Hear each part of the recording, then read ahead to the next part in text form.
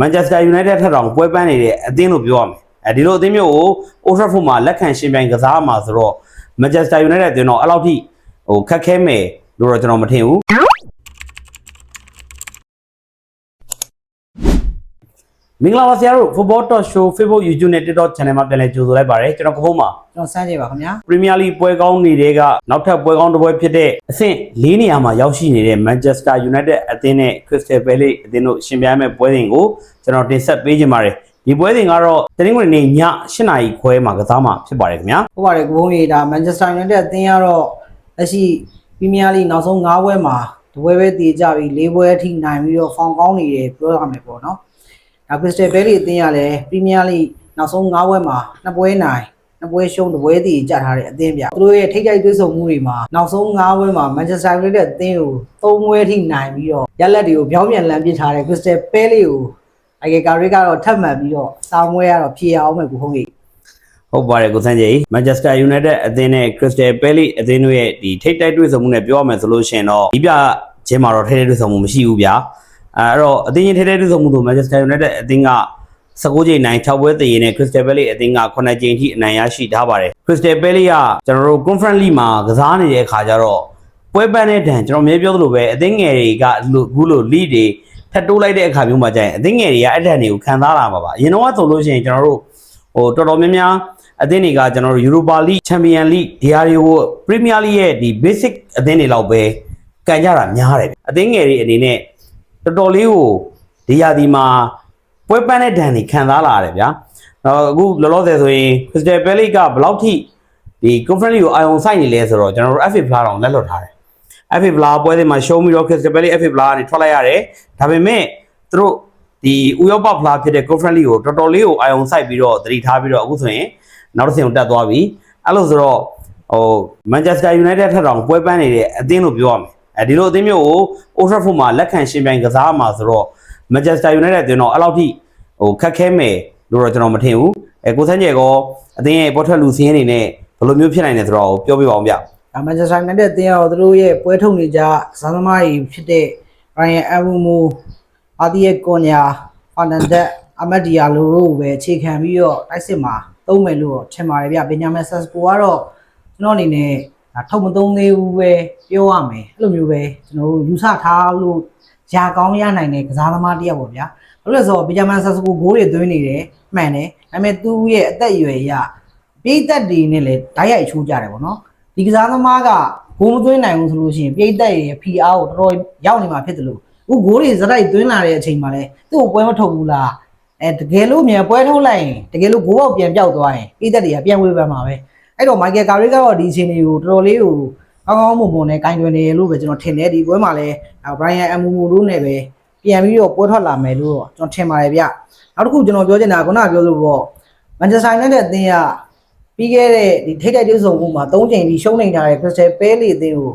Michael Carrick အနေနဲ့ဘယ်လိုပြန်ပြီးတော့တုံ့ပြန်မလဲဆိုတာလည်းစိတ်ဝင်စားဖို့ကောင်းတယ်နောက်တစ်ခုရှိတာ Manchester United အသင်းမှာပြီးခဲ့တဲ့ Watson နဲ့ပွဲရောEverton နဲ့ပွဲမှာရော low block mid block တွေစော့တဲ့အသင်းတွေနဲ့ဆိုလို့ရှိရင် Manchester United အသင်းကနောက်ပိုင်းဂိုးရဖို့တော်တော်လေးကိုရုန်းကန်လာတဲ့အနေအထားတွေအများကြီးရှိတယ် Crystal Palace မှာလည်းအဲ့ဒီပုံစံမျိုးဖြစ်နေတဲ့အတွက်ကြောင့် Carrick ကိုဒီတခါအိမ်ဝဲမှာဆိုပေမဲ့ဘယ်လိုမျိုးရင်ဆိုင်မလဲဆိုတာတော့ကျွန်တော်သိချင်ပါတယ်ဗျဟုတ်ကဲ့ပါကိုစန်းကြီးတခုရှိတာကတော့ Manchester United အသင်းကိုအမြဲလို့ဒုက္ခပေးနေတဲ့မာတီတာတော့ဒဏ်ရာရတယ်လက်ရှိမှာကျွန်တော်တို့ပွဲထုတ်လူစီရဲ့အနေနဲ့ Crystal Palace အသင်းကကျွန်တော်လာဆန်ကိုပဲသုံးနေတယ်နောက်ထပ်သတိထားမှာစာပေါ့အသင်းရဲ့တောင်ပန်တွေကနေပြီးတော့ကောင်းကောင်းလေးဒုက္ခပေးနေတဲ့ကစားသမားတွေရွေးထုတ်မယ်ဆိုလို့ရှိရင်ဒီနှစ်ယောက်ကလွဲပြီးတော့ဒါမရှိဘူးပေါ့ဗျာဒီနောက်ပိုင်းပွဲစဉ်မှာလာဆန်ကလည်းဂိုးပေါက်တွေပြန်လဲရှာတွေ့ထားတယ်ကျွန်တော်တို့စာကလည်းဂိုးပေါက်တွေ့ထားတယ်အဲ့လိုဆိုတော့နောက်ထပ်တစ်ခုအနေနဲ့သတိထားစရာတစ်ယောက်ရှိပါတယ် Manchester United မှာပဲ Sesco ရှိသလို Crystal Palace မှာလည်းကစားသမားတစ်ယောက်ရှိပါတယ်သူကတော့အသင်းမှာကျွန်တော်တို့လူစားဝင်ပြီးတော့ကောင်းကောင်းလေးဒုက္ခပေးနိုင်တဲ့ကစားသမားပါသူကတော့အသင်းကိုလူစားဝင်ပြီးတော့ကောင်းကောင်းလေးဒုက္ခပေးနိုင်တဲ့လူစားဝင်ကစားသမားဂူဆန်ဖြစ်ပါတယ်ဂူဆန်ကနောက်ပိုင်းပွဲနှစ်ပွဲမှာလူစားဝင်ပြီးတော့ကျွန်တော်တို့နှစ်ဂိုးထိသွင်းရတာတွေ့ရတယ်သူဂိုးသွင်းတာတွေကလည်းမိနစ်90 plus 10မိနစ်2မိနစ်အဲ့လိုပုံစံမျိုးမှာတွင်းလာဆိုတော့အသင်းအနေနဲ့ဒုက္ခရောက်တဲ့အချိန်မှာလူစားဝင်ပြီးတော့တွင်းနိုင်တဲ့ကစားသမားတွေအဲ့လိုကစားသမားမျိုးပါတဲ့အသင်းနဲ့အသင်းထိပ်တိုက်တွေ့ဆုံပါဗျာအဲ့တော့ Manchester United ကြောက်စရာမလိုပါဘူး ဒီပွဲစဉ်ကတက်တောက်တက်တာနဲ့ Manchester United နိုင်သွားမယ်လို့ကျွန်တော်ထင်တယ်။နောက်ပွဲထက်လူစင်းအရာပဲပြောအသင်းရဲ့ဒီရက်တီမှုအရာပဲပြောဖက်ဖက်ကတာနေတဲ့အတွက်ကြောင့်မလို့ဒီပြကာရိတ်ကိုစန်းကျေပြောတဲ့စာမိုးပွဲကတော့တော့ကျွန်တော်တို့လွယ်ကူကူအောင်ပါအဲ့တော့ထင်မိပါတယ်ကိုဟုတ်ဒါပေမဲ့လည်း Crystal Palace ကလည်းနေ့ရွှေတနေ့ငွေလို့ပြောလို့ရတယ်ဗျပြီးခဲ့တဲ့ဒါ Brighton နဲ့ပွဲမှာနိုင်တယ်ဘန်လီကိုအိမ်ကွင်းမှာပြန်ဆော့တယ်ရှုံးတယ်ပြီးတော့ဘူးလိုအသင်းမျိုးခက်ခဲစားပြီးတော့ပြန်နိုင်တယ်သူတို့ခုန Conference League လည်းဆော့ထားရတယ် Conference League မှာလည်းအနိုင်ကန်တယ်ပေါ့နော်လက်ရှိဒါ Crystal Palace အနေထားအရပြောရမယ်ဆိုလို့ရှိရင်ဖောင်ကခုနပြောသလိုတနေ့ရွှေတနေ့ငွေဖြစ်နေတယ်ဆိုပေမဲ့လို့ကန်ရမှာလဲ Manchester United တင်းရဲ့အိမ်ကွင်းဖြစ်နေတာဗျအိမ်ကွင်းမှာလဲ Manchester United တင်းရတာနောက်ဆုံး9ပွဲမှာအိမ်ကွင်းကို2ပွဲကစားပြီးတော့အဲ့2ပွဲမှာလဲ2ဂိုးသွင်းယူနိုင်နေတာတွေ့ရဗျ2ဂိုးနဲ့အထက်ပါဗျဒီချိန်မှာ Crystal Palace ကို2ဂိုးနဲ့အထက်ပဲသွင်းနိုင်မလားအမို့ရက်လက်ကလူကျင်းမြောင်းစွာနဲ့ပဲပြီးဆုံးသွားမှာလားနောက်ဆုံးခုနပြောသလိုဒီ Everton တို့ဝက်ဆန်တို့နဲ့ကစားတဲ့အချိန်မှာ Manchester United တင်းရဲ့ဂိုးရတဲ့အပိုင်းကတော်တော်လေးကိုအားနည်းလာတာတွေ့ရတယ်ဒီချိန်မှာရောအိမ်ကွင်းမှာဒါကာရီနေနဲ့ဘလို့ပြင်ဆင်မလဲတို့နောက်တန်းမှာလဲဒါမာတီနက်လိုလူမျိုးဒဏ်ရာရနေတာလဲမန်ချက်စတာနဲ့တက်တင်းအတွက်နည်းနည်းလေးကိုစိုးရိမ်စရာအနေထားတော့ရှိရပေါ့နော်လန်နီယိုရိုကလည်းဒီခရစ္စတယ်ပဲလေးအသင်းလိုပဲမချာမနာတနေ့ရွှေတနေ့ငွေဆိုတော့လန်နီယိုရိုရှီကအမားတွေပဲကျွန်တော်တို့လူမျိုးတွေးရမလဲဒါမှမဟုတ်ပြီးခဲ့တဲ့ဒါအေဗာတန်အသင်းတော့ပွဲစဉ်ကခြေစွမ်းကိုစက်ထိန်ထားနိုင်မလားကျွန်တော်တို့ဒီပွဲမှာတော့မန်ချက်စတာနဲ့တက်တင်းက2ဂိုးပြတ်ပါမလားတော့စိုးရိမ်မိတယ်ဘုံကြီးဟုတ်ကဲ့ပါကိုစန်းကြီးဒီ Crystal Palace ဆိုတာလေဗျာကျွန်တော်တို့ပြီးခဲ့တဲ့ရာသီဝက်မှာသူကောင်းကောင်းမွန်မွန်နိုင်တဲ့အသင်းတွေနိုင်တယ်ဖြတ်တန်းနိုင်တယ်ဆိုပေမဲ့သူတို့ရဲ့အဓိကအသင်းကောင်းဆောင်နောက်ခံကစားသမားမက်ဂွီမန်ချက်စတာစီးတီးအသင်းကိုလက်လွတ်လိုက်ပြီးရတဲ့အချိန်မှာအသင်းက3ယောက်တန်းခံစစ်ပြောင်းသွားတယ်ပေါ့နော်ကစားကွက်တွေပါကျွန်တော်တို့ချိန်ပြီးတော့ဆော့ရတဲ့အချိန်မှာခုနကကိုစန်းကြီးပြောသလိုပဲတနေ့ရွှေတနေ့ငွေတွေဖြစ်လာတာပေါ့ဗျာအဲ့တော့နိုင်လိုက်မနိုင်လိုက်ကစားသမားတွေကပုံမှန်ခြေသွမ်းပြဖို့ရုန်းကန်ရလိုက်ဒါပေမဲ့တခုရှိတာကဒီပွဲစဉ်မှာကျွန်တော်တို့ရှေ့ပွဲစဉ်နေအကုန်လုံးကို1-0နဲ့နိုင်လာတဲ့အသင်းအသင်းထဲထဲတွေမှာနှစ်ဖက်အသင်းကရှိတဲ့ဂိုးသမားတွေအကုန်လုံးကလည်းတော်တော်လေးကိုကောင်းတဲ့ဂိုးသမားတွေ